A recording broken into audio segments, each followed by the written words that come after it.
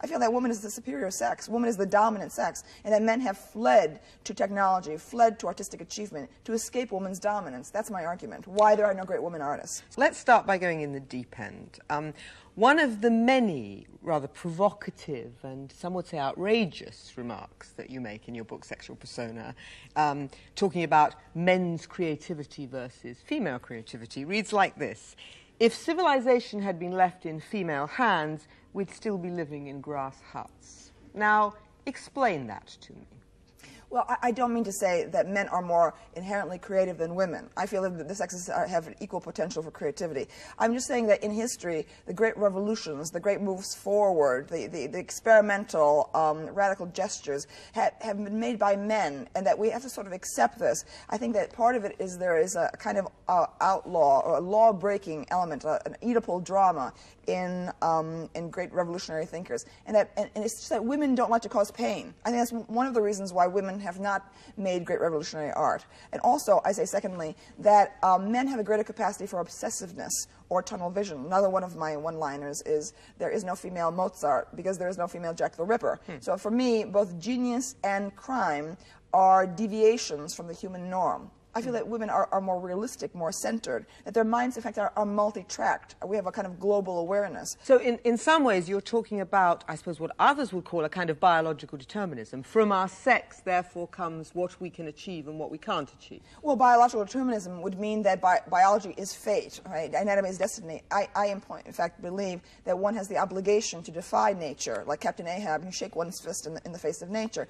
Everything great that the human species has done has been in defiance of nature. It's been the creation of an artificial realm, right? But I do feel, it's not that I'm a determinist, but rather I feel that women are indeed, by our bodies, linked more into nature. We have more of a sense of reality because of that we have a fantastically complex reproductive machinery that science still does not understand, right? The ancient parallel between woman's menstrual cycle and the phases of the moon, that is something that still holds, that we're not in total control of our bodies, and that's part of our greatness as a sex. Now, you see, some people would say, listen, all this is stuff we've heard before a million times. This is like, you know, old-fashioned biological analysis in kind of new clothes, in new radical clothes. Yes, it's going backwards, right, and trying to recover the history of the gender, trying to go back and finding archetypes in the archaic wisdom of the race, you know, something that has to do with the present. I think feminism, this current phase of feminism that began 20 years ago,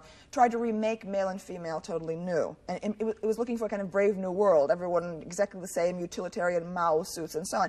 20 years down the line, I think people are not happy, and that both sexes are wandering, both sexes are looking for who they are. So I think that here at the end of the century and the end of the millennium, one of the reasons for the popularity of my work now is that I'm giving the long view, starting from prehistory and going to the present. In point of fact, I'm saying human nature has not changed. We are the same. We have never really evolved. There are all kinds of dark impulses in us that current liberal rhetoric in both feminism and in the academy, they refuse to face. And partly you're saying, of course, that not only has human nature not changed, but in opposition to a feminism that would believe it is possible to change it to give women a better deal, you're saying that there is something in nature that is dark, that is violent, that whatever we strive for, we will always return into. That's correct. However, I am a 60s social activist. I am a reformist. I'm behind the reform movements of the last 200 years. When there is an injustice in society, we must remedy it. If there are any barriers to women's advancement, political or legal barriers, they must be removed. But I'm saying that the problems between the sexes cannot be fully resolved through passing rules, regulations, and legislation. Okay? That, in fact, we are much greater than merely our social selves. That there's a dark the area of our sexual and emotional selves is like a huge sea. It's way under the surface. And from the moment that this current phase of feminism threw Freud out, which it did when he was declared a sexist 20 years ago, it condemned itself to rigidity. Now, I am a feminist. There are 200 years of feminism behind me, going back to Mary Wollstonecraft in 1790. Right? I'm a kind of product of actually the 20s, 30s feminism. I was very inspired by Katharine Hepburn, Amelia Earhart, and so on. Women of great self-reliance, independence, and so on. Heroes, really. Well, yes, but also women who did not denigrate men. That is part of the problem, okay, with current feminist ideology. That is, that I feel that a realistic feminism of the 21st century should not be based on the necessity for male change. We will never change men. We can only change ourselves, all right? We must remove the barriers to our advancement in society, okay?